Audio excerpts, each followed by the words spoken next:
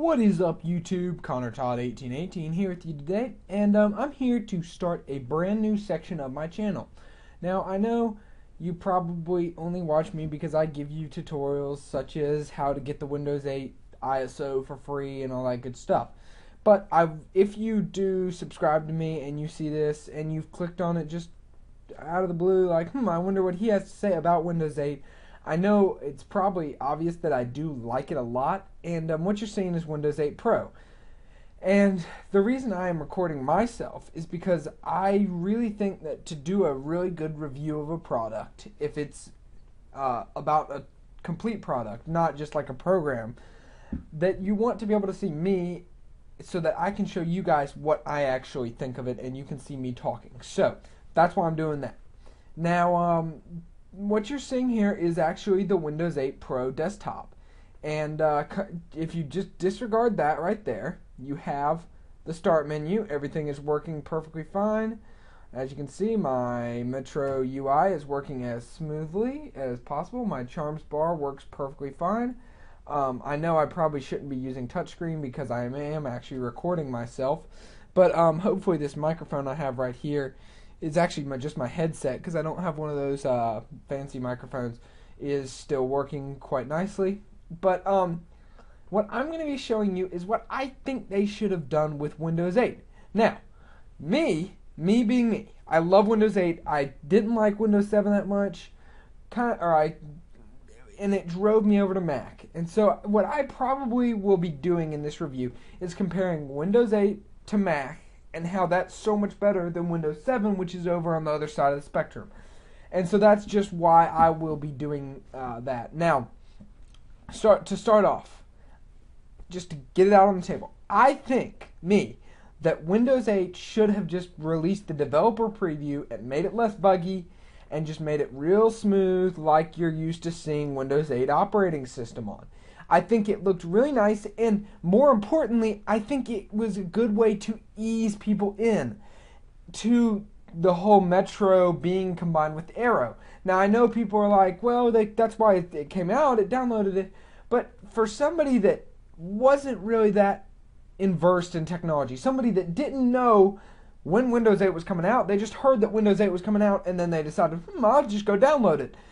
And they're not the best technology people in the world, that really could have thrown people off. I mean, not having a button down here and not knowing anything about the Charms bar, you would have to read the manual. And I think that's something that Mac does really well. They don't make you read a manual. You can get on a Mac and learn it reasonably quickly. And I think Windows 7 did that. And that's great for somebody that doesn't understand computers, uses it to get on Word, type, and then, be done with it. Save it, print it, all that good stuff. But for somebody like me who likes to experiment, who likes to do a lot of different stuff with Windows and, well, any operating system for that matter, I've tried Linux, Mac, Windows, all that good stuff. It really, I would get on it and I'd just kind of be like, ooh, it's not that great. I mean, I was kind of babied. I feel like, yeah, it gave you a great way to get your work done, but it never really gave me anything to mess with. I mean, like, Windows 8 keeps bringing out new surprises, and I know that that's just because it's a new product, and, Windows 7 had been out for so long, and blah, blah, blah, blah, blah, blah, blah. Windows 8 is more entertaining to use, and I think there's a big correlation in the amount of people that go buy a product and use it to how entertaining it is to use. Like, I think a lot of people would use a computer a lot more if they actually liked just getting to it. I mean, like, it's almost like going on a road trip. It's more fun if you enjoy seeing everything around on the way to your destination instead of just being like in the flatlands and not seeing anything at all, if that makes any sense to you at all. But so what I did to this Windows 8 is made a couple changes that made it look similar to the the developer preview. I do have the developer preview installed. If you go into my computer right here, as you can see, I have Windows 8, Windows 7, and the developer preview right there. But I decided it's unstable and it has that time bomb on it. And I don't have an activator. If you guys have an activator, please, please, please give it to me. Because the activator really, I know they just had a key, but I figured, well, come on, somebody has to have a program to make it easier. And what I found was something in the CMD, and I was searching forever last night, and I never quite found it. So I kind of had to scrap that and just move on. But I decided to put in something called the VI Start, and that is what you're seeing right here. So I put this Start button in here, and it looks just like, the regular Start. Now, it, of course, is Windows 8ified, but I could do that to anything. I could make this thing look exactly like the Windows 7. I just installed this as a theme, and I actually did like that feature, being able to install it as a theme. And then, so you have this, you have all your power options right here. Your documents takes you right to your documents, just like that. But you also can go into the Metro. And that's a beautiful thing about this. And I really wish they would have done that with Windows 8. And I think Windows 9, maybe they should have moved it to what Windows 8 is now, where it's mainly centered around the Metro when you're switching around apps. I think what they should have done is left a button in there and either just made it go to the Metro by clicking that button, or, better yet, give it the arrow and give it the Metro.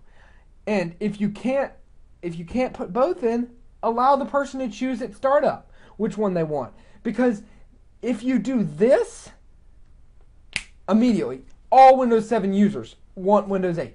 Because Windows 8 allows them to do everything that they loved about Windows 7 and a little bit more. I mean, you have an app store, for crying out loud.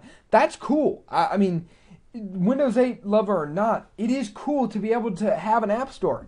And I know a lot of people are like, well, it's just cheating off of Mac and they're just following what Mac says. But in a way, Mac, sure, but they're way over here. Everything that Mac does is over here, and everything that Windows does is over here. They're two different operating systems. And you can be versatile with both of them. You can use both of them. But I found that a lot of people prefer either Mac or Windows. And I know that a lot of Mac users can use Windows extremely well. And Windows users may have a little bit more of a difficult time transitioning over to Mac. But that's just because Mac, again, it's different. I mean, the whole way it's set up, installing programs, the whole setting backgrounds, all that, it's different than Windows 8 and Windows 7 for that matter. And I think that Windows has done a good job of incorporating certain features about Mac that people really liked, but at the same time keeping it at its own identity. And that's something that Windows has done really well in all of their, I guess, distributions of operating systems, whether it's the developer preview of Windows 8, Windows 95, any of that. It's all, you could tell that's Windows. Now, not even just because it is the most popular operating system in the world. That's just kind of a side note. People will know what Windows is. And if you don't, you'll probably like it. But anyways, that's pretty much what my thoughts on what Windows could have done differently. Basically, my only complaint is that I have, well, let me just pull it up real quick. He probably will not like me doing this, but you guys probably need to see it. Oh, by the way, I did buy this tablet. I want to do a review on it, but after I, am comfortable doing reviews, and I think if I can do a review here on just something simple, then you guys could definitely stand to watch me do a Surface review or whatever the next thing is that comes out. Now, let me just slide this. Now, here we have a video of somebody that never, ever, ever has used Windows 8 before. And I know he's trying to run it, and he doesn't know how to get to the Metro. And that's something that the developer preview did really well. You could go to the Metro because the first thing that he looked for was that start button. And that's something that's been around so long, or something like that other operating systems have adopted it because it was such a good idea. Now, phasing it out, that's fine.